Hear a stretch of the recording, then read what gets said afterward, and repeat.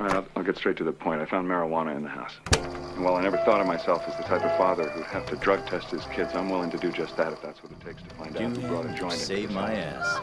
Dad, we found something too. I found a joint in Mom's treasure drawer. Wesh les gars,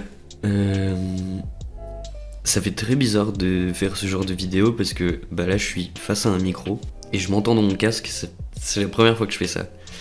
Mais aujourd'hui, on se retrouve pas pour un vlogito ou pas pour une vidéo où vous allez voir ce qui se passe dans ma vie, mais vous allez plutôt voir ce qui s'est passé dans ma tête pendant une partie de cet été et depuis mon arrivée à Madrid en Erasmus. Donc tout d'abord, bah, je vais me présenter au cas où s'il y a des gens qui ne me connaîtraient pas. Je m'appelle Julien, j'ai 21 ans et je fais des études de communication à Lyon. Et là, ça fait à peu près un mois que je suis en Erasmus à Madrid. Cet été, j'ai fait beaucoup de voyages et j'ai rencontré des gens qui ont mis en lumière des aspects dans mon esprit, positifs comme négatifs. Et ça, en fait, ça a éveillé beaucoup de questionnements dans ma tête. Et étant donné qu'en ce moment à Madrid, j'ai que 16 heures de cours et que je ne peux pas travailler, et ben je me fais chier. Et quand on se fait chier, et ben on se pose des questions. Et c'est un énorme cercle vicieux. Et la question la plus redondante dans mon esprit, c'est quoi d'être un gars de 21 ans en 2023 dans ce monde, dans le monde dans lequel on vit, avec tous les aspects positifs comme négatifs qui entourent ce monde. Et du coup, je vais essayer de parler chapitre par chapitre de ma vision des choses et de ce que je pense être bon et des dangers aussi de grandir dans cette époque. Et je tiens à préciser quelque chose de très important, c'est que chacun mène sa barque à sa manière et que pour moi c'est plutôt la manière dont moi j'essaie de mener ma barque, dont je vais vous parler.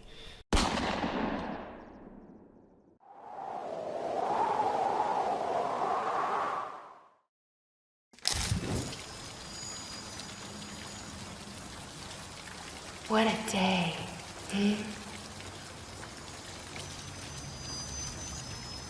You look lonely.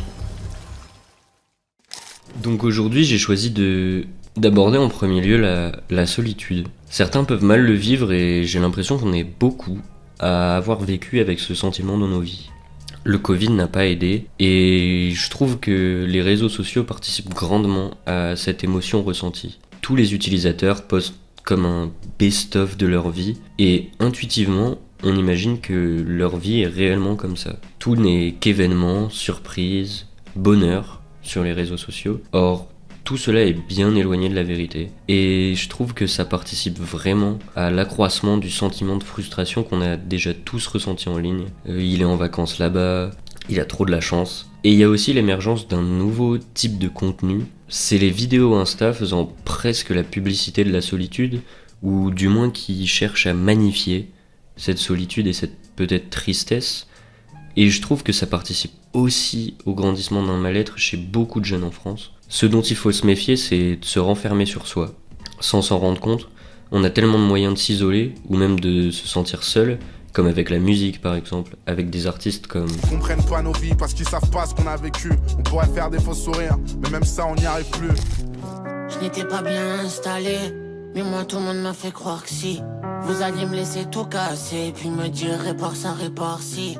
Ça parle pas un garçon triste, ça ravale son seum, ça crée l'inspi. Couper l'épine qu'il y a dans Sieb. Qui évoque justement ce thème de la solitude. On peut aussi traîner sur Netflix, et parfois la solitude elle peut aussi s'exprimer par le fait de se sentir éloigné des valeurs du monde, et de se sentir incompris, et de se sentir surtout très loin des règles qui régissent notre monde. Ça évoque directement ce sentiment de solitude. Et Laylo a d'ailleurs réussi à retranscrire ce sentiment à la perfection dans le titre spécial de son dernier album. Wow, ils veulent tous te faire la guerre parce que des... Wow, faut Faut faire la monnaie, faire très très vite. Tes sens de tout niquer rétrécissent. Mais tu t'emballes et t'es intrépide. Tu ne veux jamais faire comme les autres. Mais des fois tu le fais pour tuer le time. Des petits boys, un peu de détails. Même si tu sais que tu vaux mieux que ça. Négro t'es spécial, négro t'es là, celui qui peut tout changer. Après, la solitude quand elle est choisie, elle peut être d'une aide précieuse. Apprendre à se connaître, c'est devenir plus fort. Sun Tzu disait « Si tu ne connais ni ton adversaire ni toi-même, à chaque bataille, tu seras vaincu. » Art de la guerre, Sun Tzu, Shenzhen, Général, Corleone, Blackjack sur la prod comme McGregor et le Général.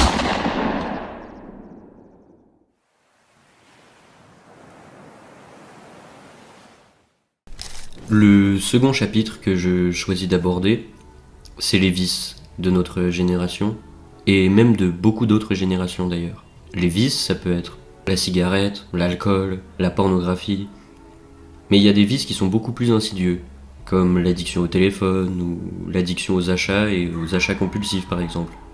C'est des choses qui sont quotidiennes dans nos vies, et je suis intimement convaincu que les addictions, elles nous rongent, et que c'est une lutte perpétuelle contre soi-même. Je pense que c'est usant. Et je pense aussi que les vices d'aujourd'hui nous font perdre un temps monumental. En tout cas, je parle pour moi, mais je suis certain que je ne suis pas seul. Les vices sont faciles d'accès et ça permet une distraction rapide. Notre cerveau attend la dopamine et on recommence jusqu'à épuisement. D'après Blaise Pascal, un philosophe du XVIIe siècle, le divertissement y sert à détourner l'esprit de la misère, de la condition humaine. D'après Pascal encore, il s'agit pour l'individu de ne pas penser à ce qui l'afflige et plutôt d'esquiver le caractère déplaisant de la réalité.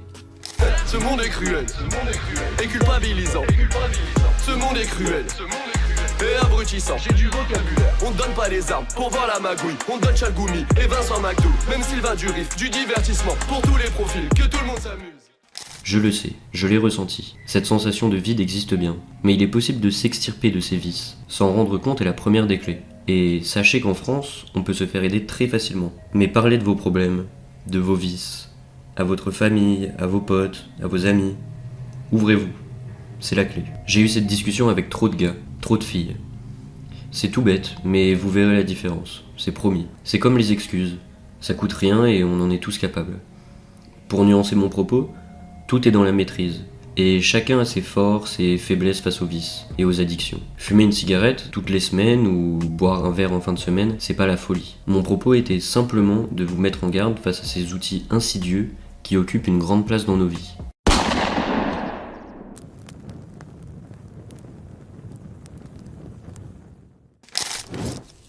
Je vois une génération entière qui travaille à des pompes à essence, qui fait le service dans des restos, ou qui est esclave d'un petit chef dans un bureau.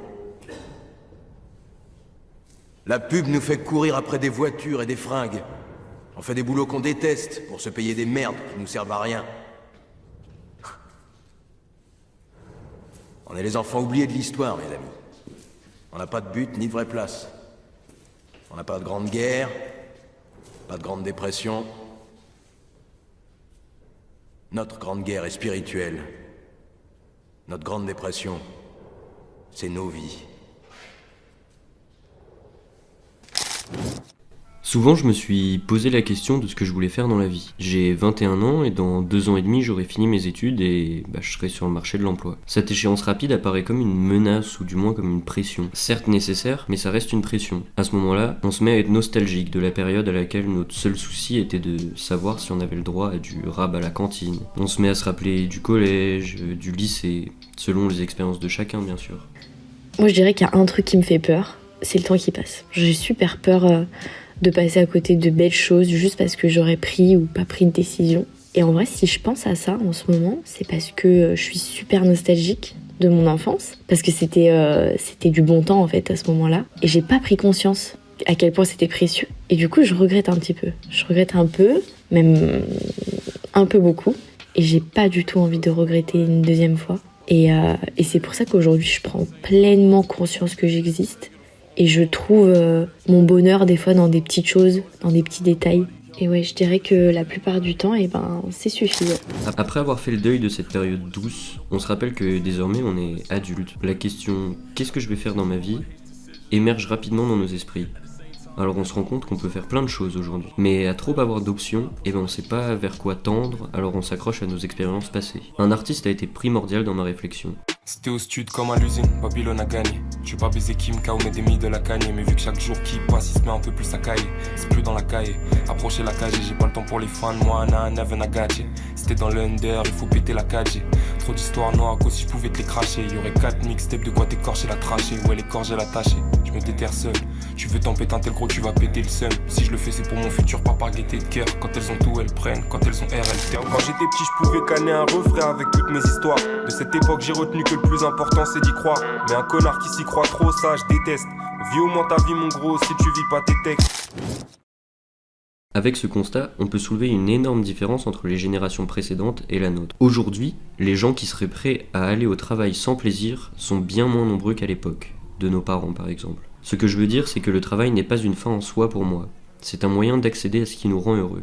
Parce que pour moi, l'être humain, genre nous, je suis pas sûr qu'on soit sur Terre avec comme unique mission d'être facteur de production-travail. C'est toujours plus facile de savoir ce qu'on déteste plutôt que ce qu'on aime. Mais comment savoir ce qu'on aime faire ? C'est compliqué. C'est compliqué les refs. La seule solution que j'ai trouvée, c'est de faire. Faire, plutôt que de penser. Comme je le disais précédemment, la flemme est un mal qui ronge beaucoup d'entre nous, et le fait de penser, ça nous ralentit considérablement dans le passage à l'action. Mais je pense sincèrement que la création, quelle qu'elle soit, pourrait aider un grand nombre de personnes de notre âge ou non. L'écriture, la musique, la création de vidéos ou de graphismes, la photographie, la peinture, le dessin... Peu importe. Ce que je veux dire, c'est que la création, l'investissement, dans toutes sortes d'activités, permet de reprendre le droit d'être acteur de sa propre vie. Essayer, c'est se rater, se corriger et s'améliorer. Il n'y a pas de recette parfaite pour trouver un sens à sa vie, mais se poser la question, c'est déjà un bon début. Le sentier est long. Force à vous, force à nous. La vie a un début et une fin, et on va juste essayer de pas trop merder entre les deux.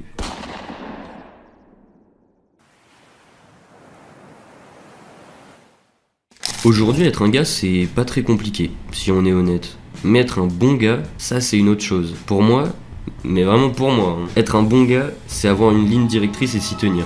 Y a pas de formule magique pour apprendre à bien se comporter, ça découle souvent de l'éducation qu'on a reçue et de plein d'autres facteurs différents. Les principes de loyauté et de respect sont devenus clés dans ma vie. Et oui, parfois, le respect d'opinion est difficile, mais faut se mettre en tête que chacun pense ce qu'il veut et que si les gens qui nous entourent sont en contradiction avec nos valeurs, c'est tout simplement que ces personnes n'ont rien à faire dans votre cercle. D'ailleurs, n'ayez pas peur de sortir des gens de votre vie par peur de goûter à la solitude, parce que si on a rencontré des gens une fois, on aura d'innombrables occasions d'en rencontrer d'autres. Aussi être fidèle à soi-même et à ses principes. Je parle des bons principes, ça vous apportera un bien fou. Je suis pas croyant, mais je suis convaincu qu'en faisant le bien, on recevra du bon. C'est pas instantané, mais laissez les choses se faire. Tout vient à point à qui sait attendre. Inutile de préciser que cela s'applique au rapport homme-homme, femme-femme, femme-homme, etc.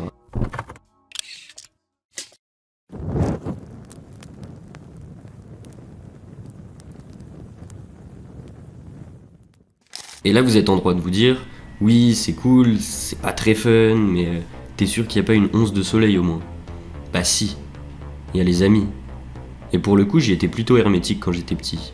Mais l'amitié aujourd'hui j'en suis convaincu, j'aime mes amis, je me sens trop reconnaissant de les avoir rencontrés et leur présence m'aide au quotidien.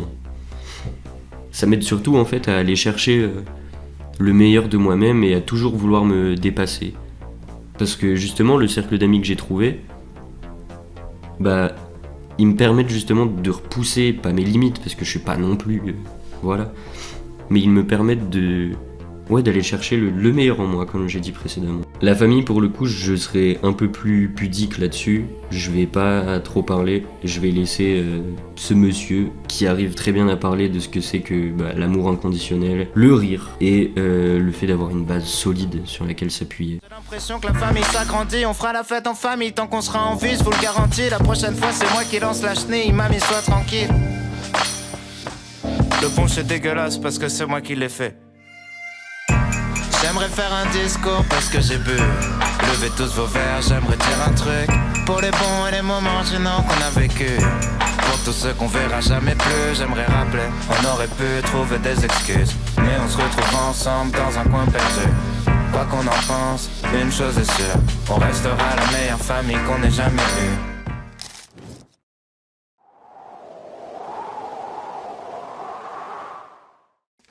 S'engager, ouvrir sa bouche pour donner son point de vue, c'est presque devenu légion chez nous, les jeunes. En même temps, c'est pas les moyens qui manquent aujourd'hui. Réseaux sociaux, mouvements de grève, révolte, blablabla, on sait ce que c'est.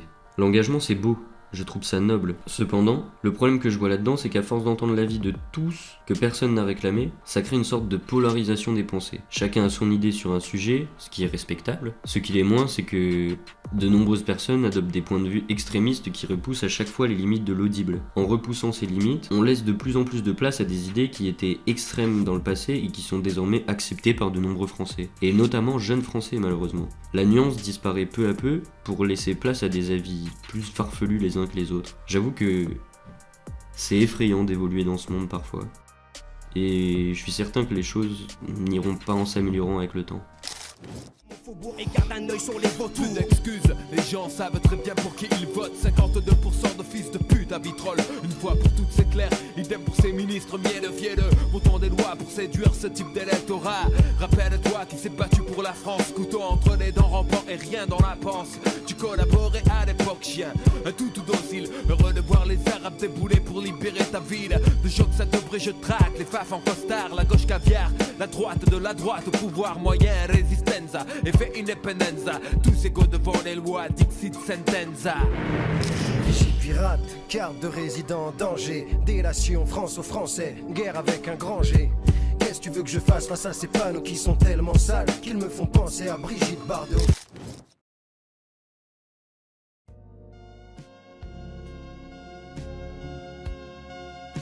L'un des plus gros points positifs, je crois, d'avoir 21 ans en 2023, c'est la culture. C'est-à-dire que on a accès à littéralement tout ce qu'on veut sur Internet. Il nous suffit juste d'une connexion Internet et on a accès à de la musique, du cinéma, des livres, des journaux, peu importe.